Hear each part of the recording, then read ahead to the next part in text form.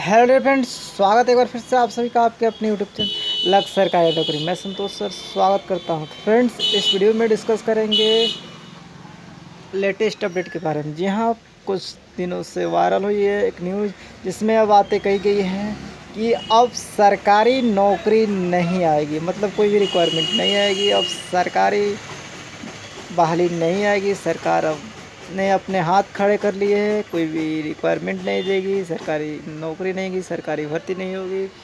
इस पर अब रोक लगा दी गई है 1 जुलाई के बाद। तो इस सब की क्या सच्चाई है, हमने पूर्व के भी वीडियो में बताया था आपको कि ऐसी कोई बात नहीं है। और फिर ये अपोजिट पार्टी जो है उनको एक मुद्दा मिल गया, तो फिर से गवर्नमेंट ने इस बात का खंडन किया है, ऐसी कोई बात नहीं है। चलिए देखते हैं क्या है सारी।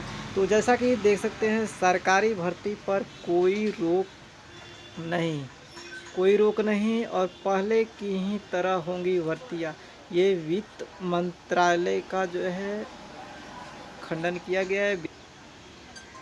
वित्त मंत्रालय के खंडन किया गया है कि ऐसी कोई बात नहीं है, सरकारी भर्तियों पर कोई रोक नहीं है, पहले की तरह ही भर्तियां होंगी।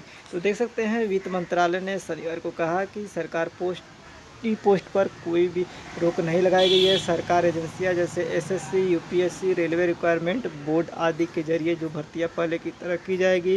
आगे कहा गया है कि विभाग ने 4 सितंबर को जो सर्कुलर है वो पदों के निर्माण के लिए आंतरिक प्रक्रिया से संबंधित है, मतलब इंटरनल से रिलेटेड है और किसी भी तरह से ये भर्ती को प्रभावित नहीं करता है। चालू वित्त वर्ष के दौरान राजकोषीय घाटे में वृद्धि की आशा देख सकते हैं। वही सारी बातें हैं कि गैर जरूरी कम करने में कहा गया। सरकार ने मंत्रालय विभाग से परामर्शकों की नियुक्ति की समीक्षा करने, आयोजनों की कटौती करने, छपाई के लिए आयातित कागज़ का इस्तेमाल बंद करने की सलाह दी थी। व्यय विभाग ने कहा था कि वित्त मंत्रालय ने खर्च की बेहतर प्रबंधन पर यह सार्वजनिक व्यवस्था की गुणवत्ता से सुधारने, गैर विकासमिक खर्च को नियंत्रित करने के लिए महत्वपूर्ण प्राथमिकता योजनाओं के लिए संसाधन सुनिश्चित करने के लिए रखते हुए दिए हैं।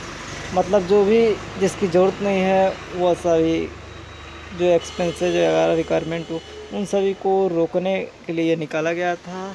और विज्ञापन के कहा गया था कि मौजूदा राजकोषीय स्थिति, सरकार के संसाधनों पर दबाव को देखते हुए गैर प्राथमिकता वाले खर्च को कम करने के तर्कसंगत बनाने की ज़रूरत है, ताकि प्राथमिकता वाले खर्च के लिए संसाधन सुनिश्चित किया जा सके। मतलब जिनकी ज़रूरत नहीं है उस सभी चीज़ों को ख़त्म करने की ज़रूरत के लिए कहा गया था। और नए पद के सृजन पर रोक है। मंत्रालय ने शुल्क तय करने, इस बात की सावधानी बरती गई कि उनके द्वारा किए जाने वाले कार्यों की गुणवत्ता और मात्रा प्रभावित नहीं हो। नए पदों के सृजन के बारे में कहा गया कि इन पर प्रतिबंध रहेगा, मतलब नए पोस्ट क्रिएट नहीं होंगे। ये बात सही है। कुछ एक मामलों में व्यय विभाग की अनुमति से नए पदों का सृजन किया सकता है, मतलब अनुमति लेनी होगी तो नए पद क्रिएट किए जा सकते हैं। मंत्रालय ने स्पष्ट किया था कि यदि 1 जुलाई 2020 के बाद कोई नया पद बनाया गया जिसके लिए व्यय की मंजूरी नहीं ली गई और इस पर यदि नियुक्ति नहीं हुई तो इसे रिक्त ही रखा जाए। मतलब नए पद क्रिएट नहीं करेंगे और 1 जुलाई के बाद कोई भी नए क्रिएट करके आप फिलअप नहीं किया जाएगा। अगर नहीं किया गया है तो नहीं होगा। मतलब यही सारी बातें थी। कुल मिलाकर देखा जाए तो आपकी भर्तियों को प्रभावित नहीं होने वाला है, जैसा कि स्पष्ट कर दिया गया है। आपकी सारी भर्तियां जैसे होती थी वैसे होंगी। तो आप प्रिपरेशन करें वेस्ट टू वेस्ट, और लक्ष्य सरकारी नौकरी आपको 100% देता है सारी सोल्यूशन जो आप जानना चाहते हैं। तो एक बार फिर इन्हीं तथ्यों को खंडित करते हुए सारी अपडेट दी गई। आप फिक्र अपनी तैयारी करें और जो भी आप प्रिपरेशन कर रहे हैं या जो फॉर्म फिलअप करें उसके अच्छे से करें। निश्चित ही आप आने वाले दिनों में अपने जॉब्स को पाएंगे। तो डू बेस्ट।